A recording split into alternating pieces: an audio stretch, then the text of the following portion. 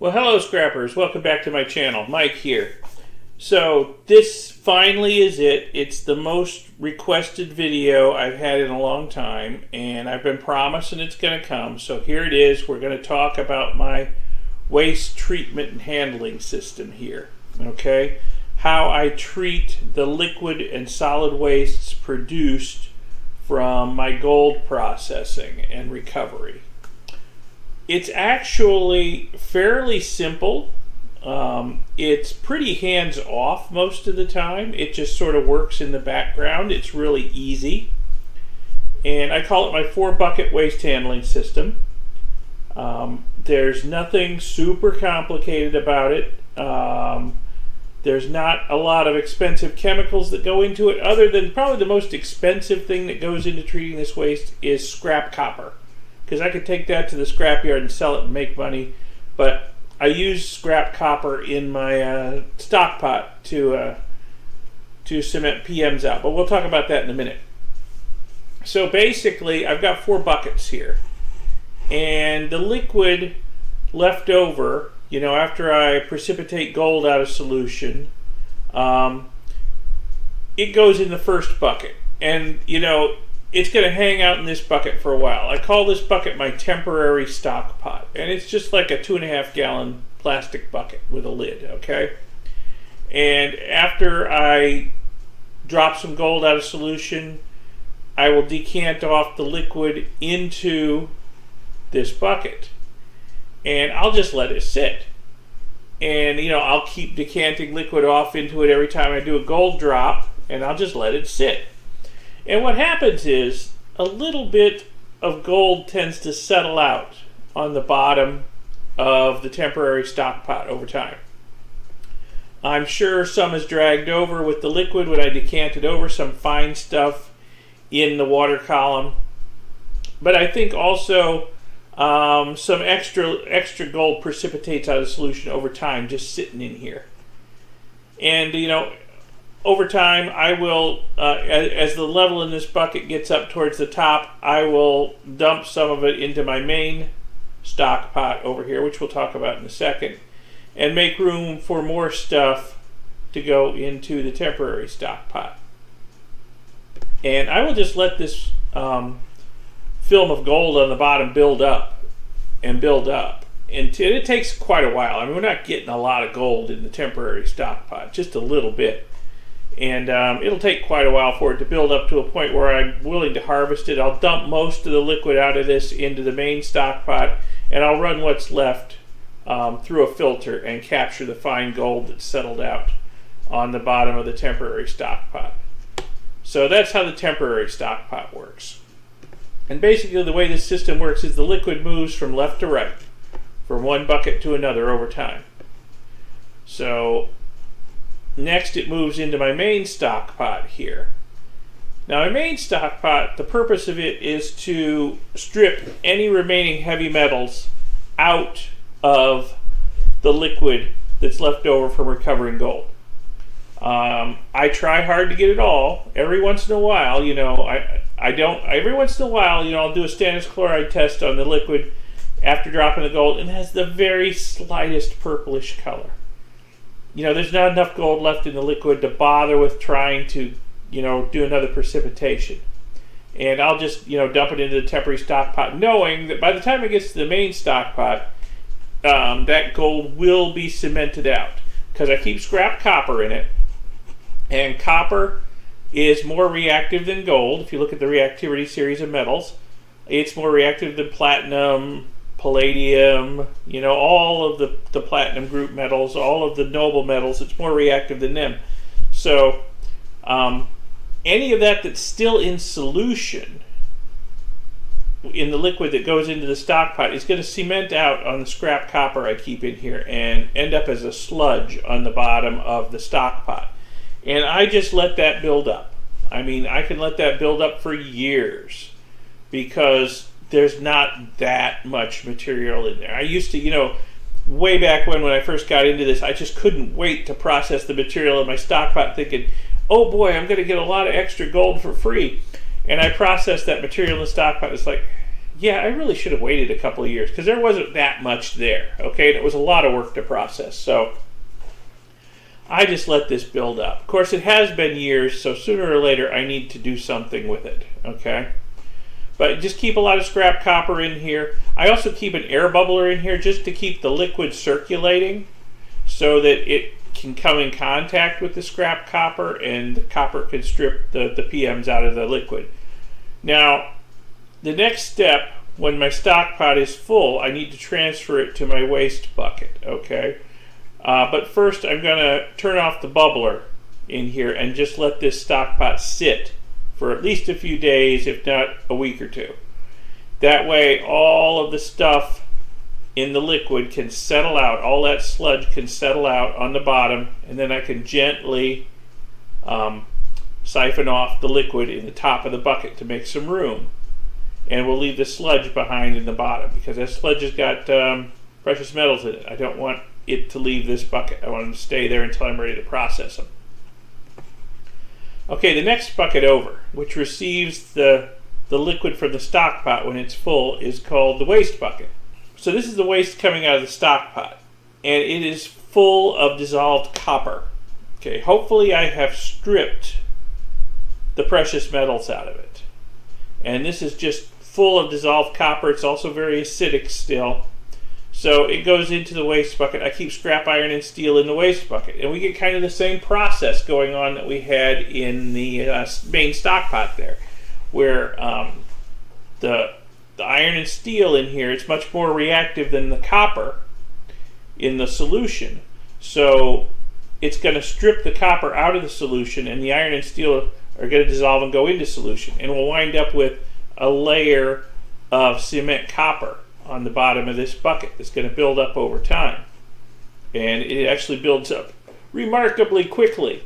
I go through, probably a waste bucket a year because it'll fill up to half or 2/3 full with cement copper, and then, I can't get a decent amount of liquid in it anymore, so I have to switch out to a new bucket and fill it up with scrap iron and steel and start over again. We'll see that in a few minutes when we get to looking at the waste bucket. So the liquid stays in the waste bucket for a while. It would be good to have an air bubbler in here, but where I have my waste bucket, there's no power to run an air bubbler. So I just make sure that the liquid stays in here for a very long time, and there's no more reaction. A lot of times when I first put liquid from the stock pot into the waste bucket, there'll be a pretty vigorous reaction. There'll be some bubbling. The liquid will get warm as the chemical reaction proceeds, but it will slow down fairly quickly. And after it's been in there for a week or two, I'm pretty sure the reaction is done. And we've taken all the copper out of solution, and we've just got iron in solution. And when the waste bucket is full and this liquid's been in there long enough that I'm sure the reaction is done, it's time to do something with this liquid.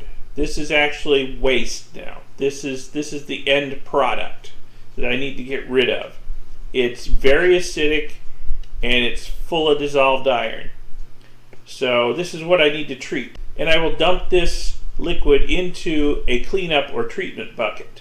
And I don't have a dedicated bucket for that. It's just any bucket, whichever one I can grab that doesn't have anything else going on. Put the liquid in the bucket, stir in slaked lime until we neutralize the pH and precipitate out the metals. And basically that's all you do. And then what you got, you're going to have a layer of clear water in here that's safe to dispose of, and you'll have a layer of sludge down on the bottom that's safe to dispose of. You can dispose of the water in your sewer system, and you can dispose of the sludge in your garbage. They're both safe, they're non-toxic, they're not going to hurt anybody, and it's legal. At least in my area. Check your local regulations. So anyway, this is sort of an overview, 10,000 foot overview of the system. Next we'll take a look, kind of a close-up look at each part of it. Alright, like I said earlier, waste processing is a 4-bucket operation. The liquid moves from one bucket to another, to another, to another for different sorts of treatment. Let me show you the 4 buckets that I'm using right now. and explain what each one does briefly. Alright, here's the first bucket in the process, my temporary stock pot. So it's just a 2.5 gallon bucket, and the liquids from gold refining go in here first. And they just sit in here for a while. And a lot more gold drop, well, I wouldn't say a lot. Some more gold drops out of solution over time. Either stuff that was fine and was held in solution, or sometimes just extra precipitation happens in here over time. And you can see there's a little scum of gold there. Very fine gold. It's easier to collect out of this temporary stock pot than it is out of the main stock pot. So I will, dump my gold recovery liquids in here after I drop the gold out of it, and just let it sit here, and the gold will accumulate over time. And I will dump the liquid from time to time into the main stock pot and just let the gold down there accumulate until it gets to a reasonable amount, and then I'll pour most of this liquid into my main stock pot and run the rest through a filter to capture the gold. So that's my temporary stock pot.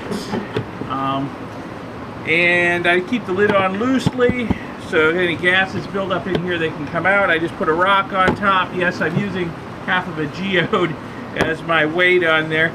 Lapidary and a rock hounding are another couple of my many hobbies. I cut this geode in half. It's not very pretty on the inside, so I just use it as a weight. It's convenient. Okay, let's go look at another bucket. So this blue bucket over here is my main stock pot. This 5 gallon stock pot. Got another half geode holding the... This one's a little prettier. I should polish it up. Got another half geode holding the lid on loosely, and it has to be on loosely because I have an air bubbler in here. So the liquid goes from the temporary stock pot into this stock pot, and I keep copper in here. And the copper will cement out any other precious metals that make it this far. So I've got some crude copper bars here. I pour these come out of my waste bucket, which you'll see in a few minutes. So I take the copper that I get out of my waste bucket, and I pour these crude copper bars, and I'll put them in here and use them to cement out precious metals. Okay? Now, these are the same copper bars that I was using in my copper refining cell and collecting the precious metals that way. Well, I'm working on rebuilding the copper refining cell, so I'm not running it right now. But what I could do with these crude copper bars is I can put them back in the stock pot here, and they can cement out more precious metals into the stock pot and dissolve, and then they'll wind up back in the waste bucket later, and I can recycle them that way and get more use out of them. And I'm going to rebuild the copper refining cell in the future with some changes to the mechanical construction and the power supply, and we'll do some more copper refining in the future because I've got plenty of crude copper. I'll show you that in a minute.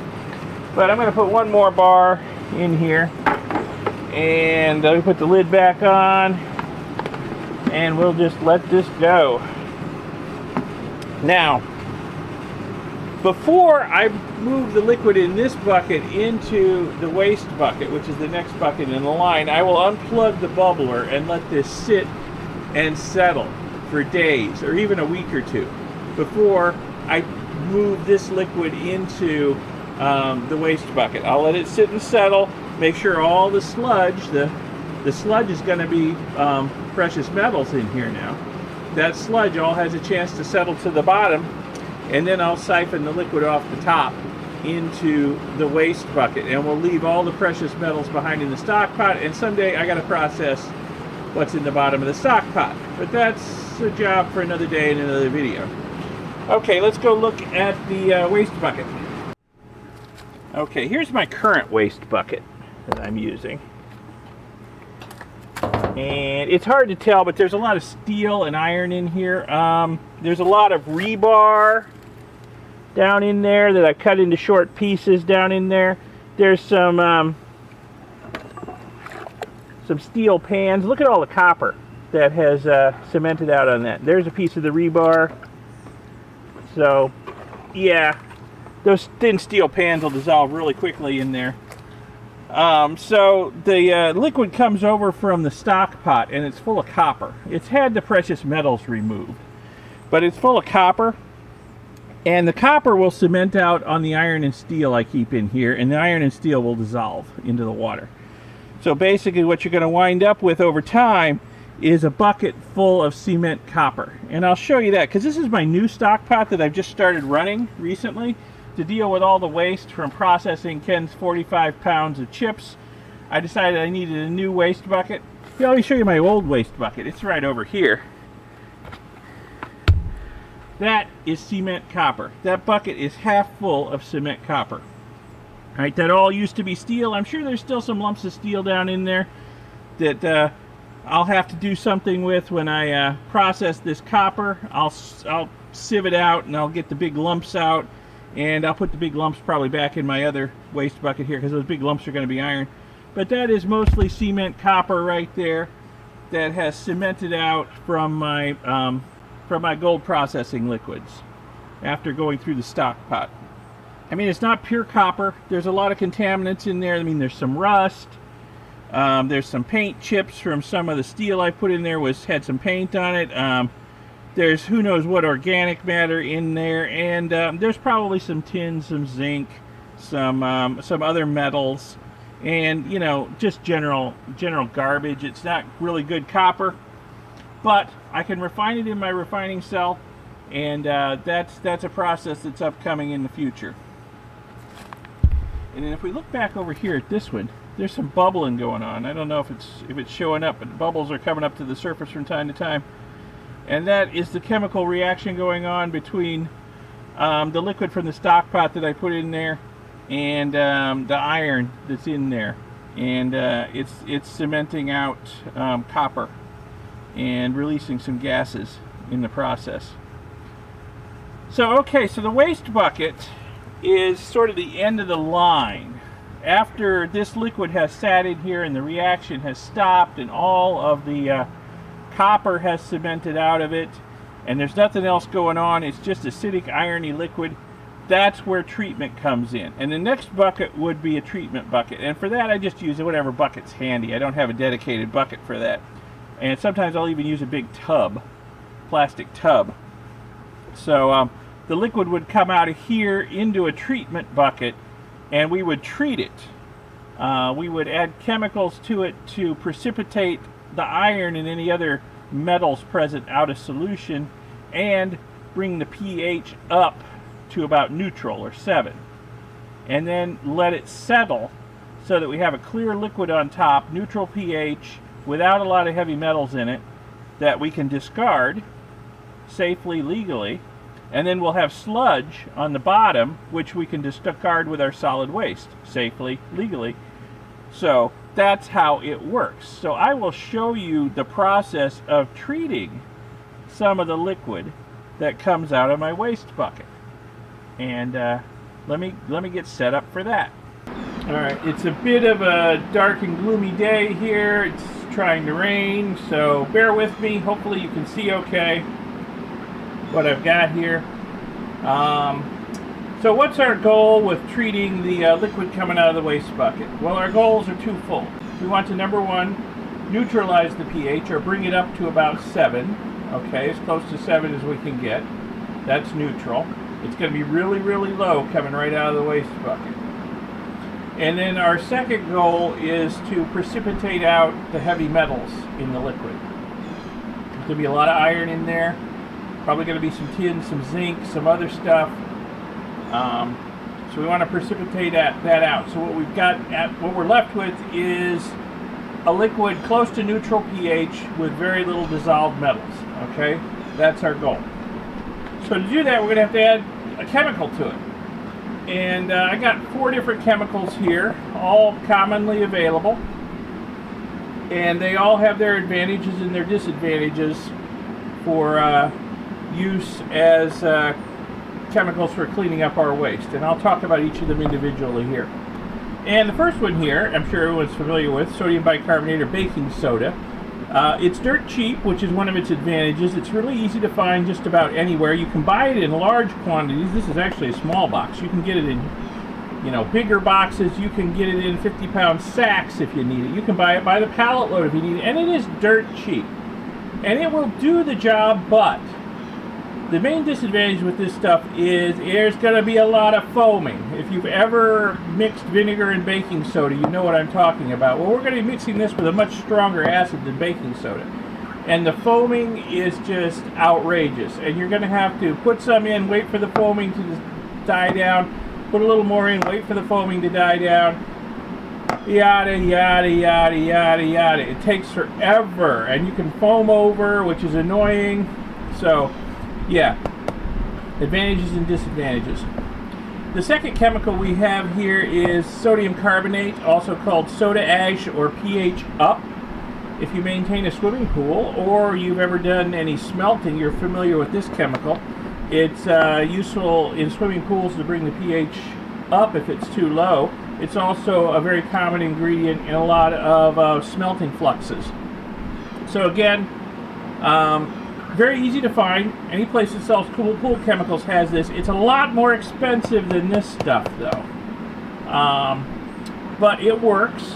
But you've got the same problem that you have with this stuff. A lot of foaming. A whole lot of foaming. So I tend not to use this stuff. They'll both work. And if you're hard up and you can't find anything but baking soda or this stuff, it'll work. It's just you got to watch out for the foaming. It's going to be a nightmare. Lye works great for this. It neutralizes the acid like nobody's business, and it leaves a lot of hydroxyl ions in there. So we get so the heavy metals want to become hydroxides and drop out of solutions because heavy metal hydroxides are generally very insoluble in water. So lye works really, really good. But lye is really, really expensive when you need it in large quantities. Unless you know where you can get it cheap. It's used in lots of things. And sometimes you can find it really cheap in bulk quantities. If you can, I'd say go ahead and use the lye. But you got to get it cheap, okay? Otherwise, you're just you're killing yourself expense-wise. The other option I've got here is hydrated lime or slaked lime, and this is you add this to garden soil to raise the pH, and it's pretty cheap at garden supply stores. Again, you can buy this in large quantities. You can get this in 40, 50-pound sacks. You can buy it by the pallet load. You can buy it by the truckload. It's fairly cheap and easy to find. And this works really pretty well. And for this demonstration, this is the chemical I'm going to use right here. Okay? So let me get set up for that. We will treat some waste. We'll do it on a small scale, in a beaker, to start with anyway. And you'll be able to see much easier in the beaker what's going on than you would if I'm doing it in an opaque 5-gallon bucket or a big bin or something. So we'll do it on a small scale, at least to start with, and show you what happens. Show you how it works. Okay, so just as an example, we'll process some of the waste I have from extracting the gold from Ken's 45 pounds of ram chips. Okay? Now this is almost identical to what comes out of my waste bucket. It's a deep green, highly acidic liquid, full of iron, and some other metals in there. You know, I store the waste from doing Ken's chips in these muriatic acid bottles because most of this liquid came from muriatic acid originally. I use it to leach the metals out of his chips. And then when I was done, I put the liquid right back in the bottles. I have many, many gallons of this I need to process. So I'll show you, on a small scale here how I do it. So as this stuff sits, let's have a look at the pH of it. Oh yeah. Oh yeah, look at that. We're maybe between 1 and 2 somewhere. So really, really acidic. Super acidic. So we need to bring the pH up towards neutral. And we need to get rid of the bulk of the dissolved metals in here. So we're going to do that just by adding some of this hydrated lime to it. You get a stir bar. Get one ready here. And put some of this in. Doesn't really, acting very hydrophobic, but you got to stir it. Not a lot of foaming. See that? And almost immediately, we're getting a dark precipitate. That's metal hydroxides coming out of solution down there. Now, slaked lime is basically calcium hydroxide, okay? And it's going in here into this highly acidic solution. And it's becoming, since this is mostly hydrochloric acid in here, and metal chlorides in solution, you know, it's becoming calcium chloride, which is a common enough salt. It's in seawater. They use it as a ice melting salt on the roads up north. Fairly harmless. And what's that line from the movie? Mostly harmless? Yeah. So fairly benign stuff. And the hydroxyl ion is causing a lot of the heavy metal salts in there, the iron, the tin, the zinc, the whatever, to precipitate out of solution, because heavy metal hydroxides are generally pretty insoluble. We'll some of this off the sides if I can. And it's going to leave a sludge on the bottom. Let's see what we've done to the pH here. It's actually pretty easy to overshoot and wind up with a high pH, although I doubt we've got there yet. Nah, still pretty acidic. We got to keep adding this. It takes a fair amount, but like I said, this stuff's cheap. No foaming.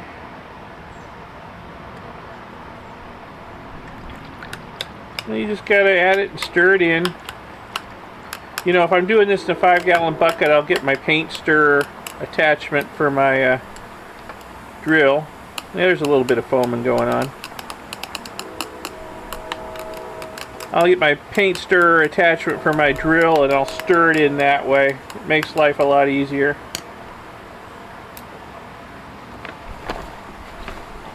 So we're starting to get a little foaming, so we're obviously bringing the pH down some.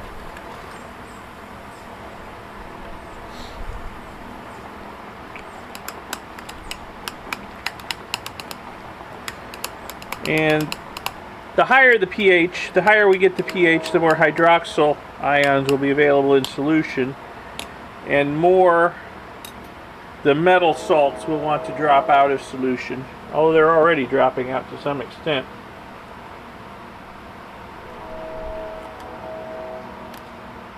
Let's check the pH again. Oh, still pretty acidic. It takes a while.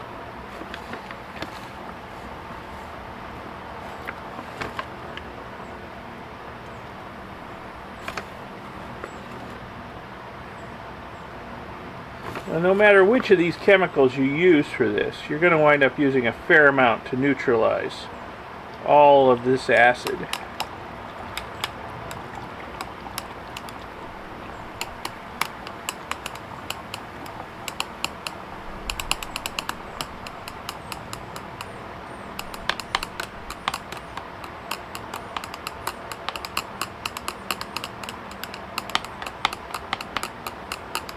You know, we get a little bit of foaming with this stuff, but it's nothing like with the baking soda or the sodium carbonate. No, nothing like that. Nothing like with the baking soda or the soda ash.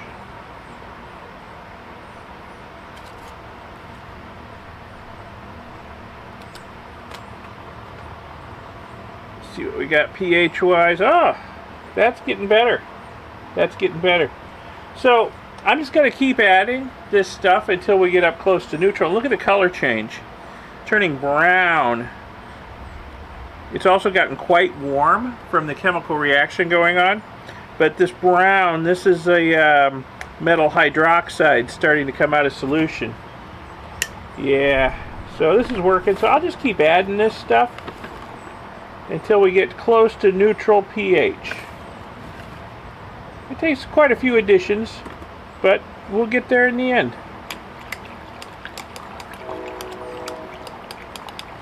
I'll show you what it looks like when we're there. Okay, I've stirred in enough that we've reached neutral pH. It's hard to tell because the sludge in here is kind of black, and it tends to turn the pH paper black, but I can see in the area where it's wet that it's not changing color. You know, below the black stuff. So it's not changing color, so it's staying neutral. It's really easy to overshoot, just scooping lots of stuff in here and wind up with a solution that's really basic. And if that happens, all you got to do is just put in a little bit of muriatic acid usually, and that will bring the pH back down to neutral. You know, test it with the pH paper. It's tough because the sludge, like I say, is black, dark black brown. This is quite warm now. We're going to let this sit. And over time, as this sits, the sludge is going to settle. And we'll wind up with a clear liquid on top. It takes time, though. So don't be in too big a rush. So we'll let this sit a while and see what we get.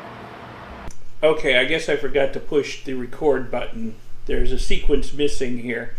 I added a few milliliters of sodium silicate solution to the beaker once I got the pH about to where I wanted it.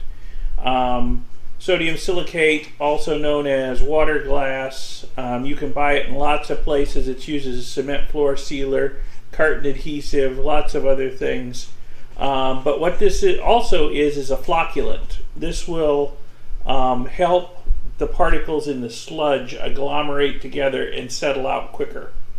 So yeah, I forgot to put that part in. We'll see it later when I do the big bucket of waste that I use the sodium silicate solution, but I forgot to hit the record button when I put a little bit in the beaker here. It really helps.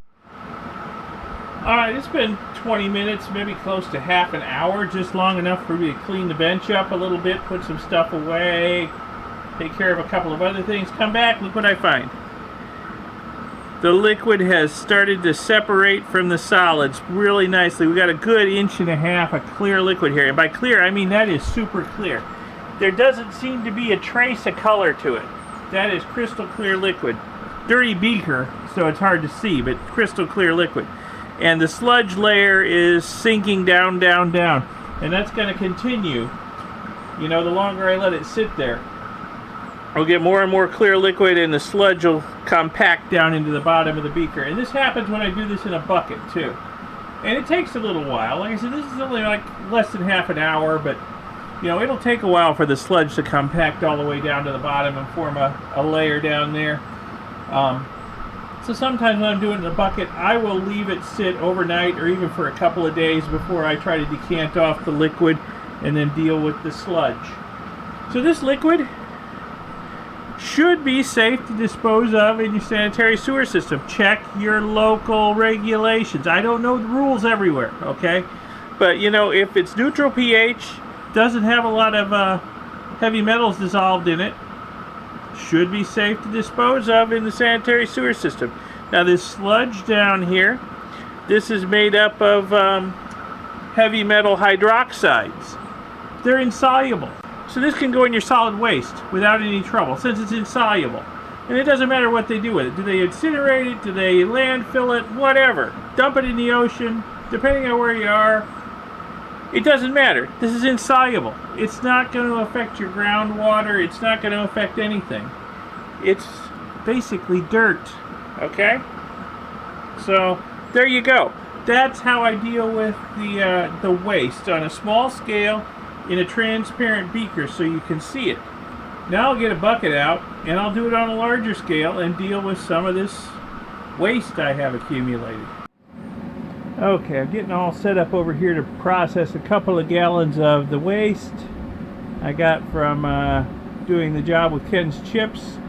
Now if we come back up here and take a look, I got my drill over there with a paint stirrer in it. We'll use it for mixing. But if we look at that beaker over there, look how much it's cleared. Just in the time it's taken me to get out, you know, a bucket, a couple of gallons of the waste, the drill, whatnot. Look how much it's cleared. So that's great. I also got my pH papers over there ready to go so I can test this stuff as I'm working. Now, one thing I forgot to mention is that if you go a little high on the pH, above 7, the liquid will clear a lot quicker. The sludge will settle a lot faster.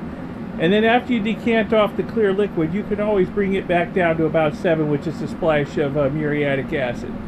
So that's one thing I forgot to mention. Keep that in mind. If you're having trouble with the stuff clearing in a reasonable amount of time, bring the pH up a little bit higher, and then I'll bet you it'll clear a lot quicker, and then after you decant the liquid off, you can bring the pH back down. So let me get to work over here, and I'll dispose of a couple of gallons of this waste from processing Ken's chips. Okay, here we go. Nice flat spot here. Now, once you're done with this job, I would really recommend disposing of the liquid part in your sanitary sewer. I wouldn't dump it out on the ground. It doesn't contain anything toxic anymore, but it is going to be pretty salty, and it might kill your grass. So, yeah, down the sewer is probably a better option. So we'll process a couple of gallons here. And get them out of the way.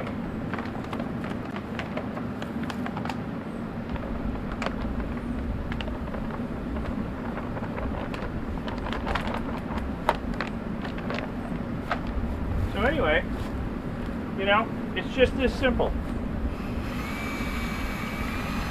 Now I'm only putting 2 gallons in here because I don't want to splash it and slosh it when I'm mixing it. Mixing it slowly, again, so I don't splash and slosh it. You might want to wear a little more PPE than I am, but certainly don't wear clothes that you're in love with. If you do manage to splash any of this on you, it's going to leave a mark on your clothes anyway. If you get anything on your skin, wash it off.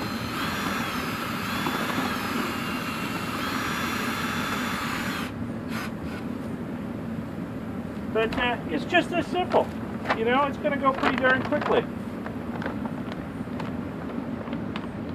Once I start seeing the black sludge forming, I'll know that the pH has probably gotten down to the point where I need to start measuring it. Or gotten up to the point where I need to start measuring, I should say. We're starting out pretty darn low. Yeah, starting to get some foaming.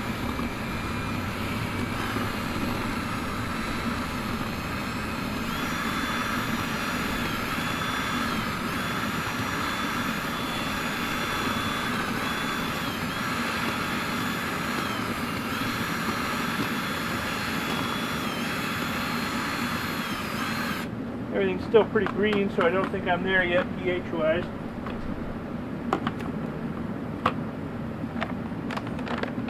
Once that brown-black sludge starts forming, you know you've brought the pH up enough for the metals to start precipitating out as hydroxides.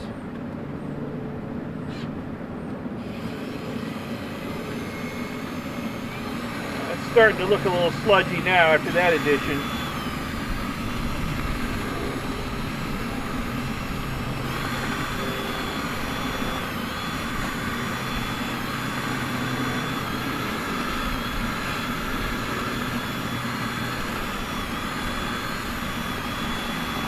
Now another thing I forgot to mention is you can make a slurry of this stuff in water and add it slowly instead of pouring the powder in. That works too. And you can actually kind of control the pH level a little bit easier doing it that way. It just means you've got more liquid to deal with afterwards. Oh, it's steaming. Oh yeah, it's hot. Wow, it is hot.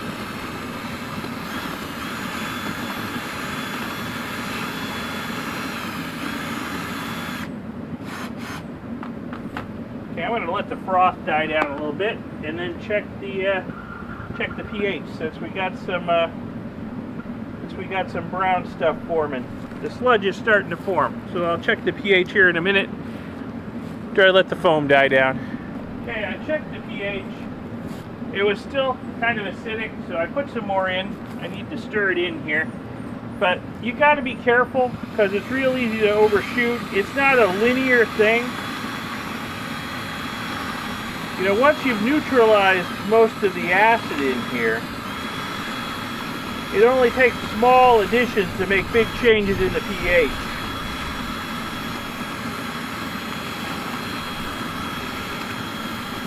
Yeah, the color's really darkening up. Getting like it was there when I was done.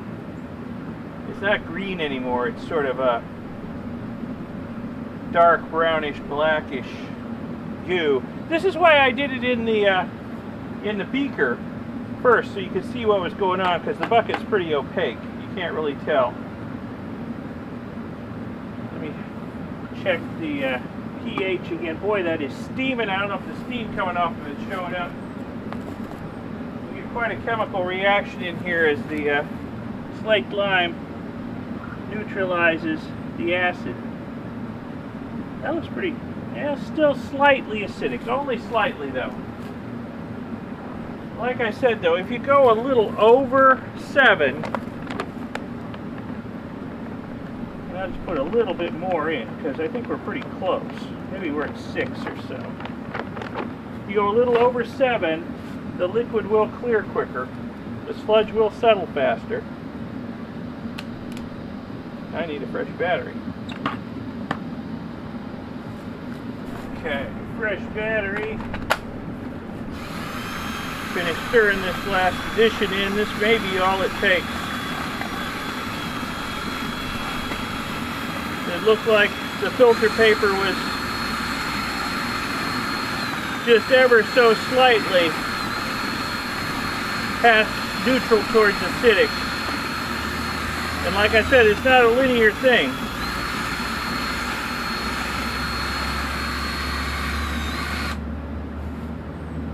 Look at the steam, wow. The more acid you neutralize, the less you need to bring the pH further up. Or the more acid you've neutralized in here, the less of this stuff it takes to bring it up further, bring the pH up further. We'll measure it again. Give it a minute to settle a little bit.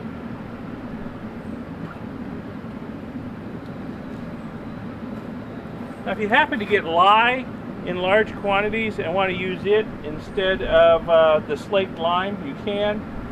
Just realize the reaction is going to be even more,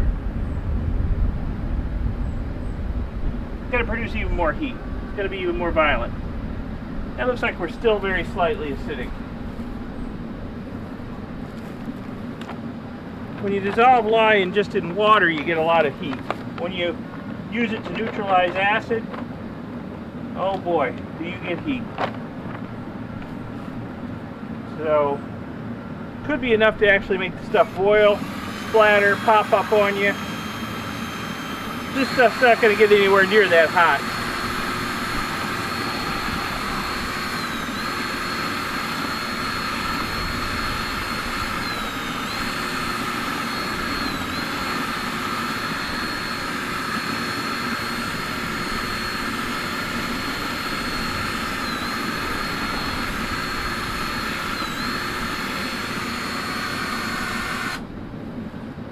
Okay.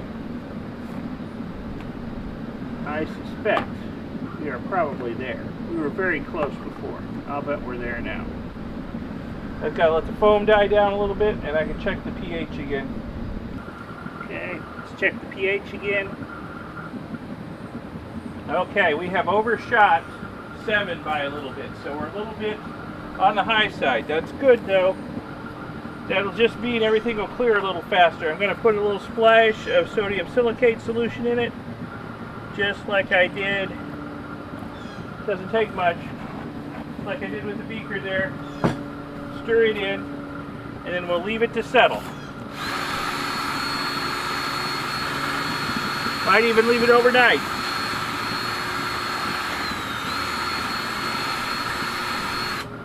Or for a day or two. Doesn't really matter. We've processed 2 gallons of waste. It was just that quick and easy. This just costs a few bucks. It's not terribly expensive at your local garden center. We're basically done. We just got to wait for it to settle, can decant off the water, dump it down the drain, and scrape the sludge into one of my garbage cans, and it can go out with the garbage man. And we're good. We're legal. We're safe. So you be legal and safe with your waste too. And pardon the cruddy clothes, but like I said, don't wear clothes you're in love with when you do this job. Wear stuff you don't mind ruining, okay? Maybe a little extra PPE too. Face shield, goggles, just in case you slop it around. I keep my drill on low speed so it doesn't slop it too bad. But basically we're done. Got 2 gallons of liquid processed. Got a few more gallons to go, but you know, I don't have to do it right now. I'll just wait till this bucket's done and decant off the liquid down the drain and put the solids in the garbage can for the garbage man, and we're good to go. I'll use the bucket on another couple of gallons, and you know, maybe do that once a day, and a couple of days I'll be done. So there you are, for all those that were interested in how I process my waste. That's it. Thanks for suggesting it, and thanks for watching. If you found this video interesting, educational, informative, whatever, give it a thumbs up, give it a like, and subscribe to see my future videos. Press that little bell icon YouTube makes you press to be notified when new videos come out. As a subscriber, you will be notified when I release new videos if you press that bell icon. Check out my second channel, Electro Geek 64. Good stuff going on there, and about to put new content up on it too. And like, subscribe, comment, press the button there too. And speaking of commenting, if you have comments, suggestions, criticisms, constructive criticisms, feel free to comment at the bottom of this video. So thanks again for watching. See you in the next video. Bye.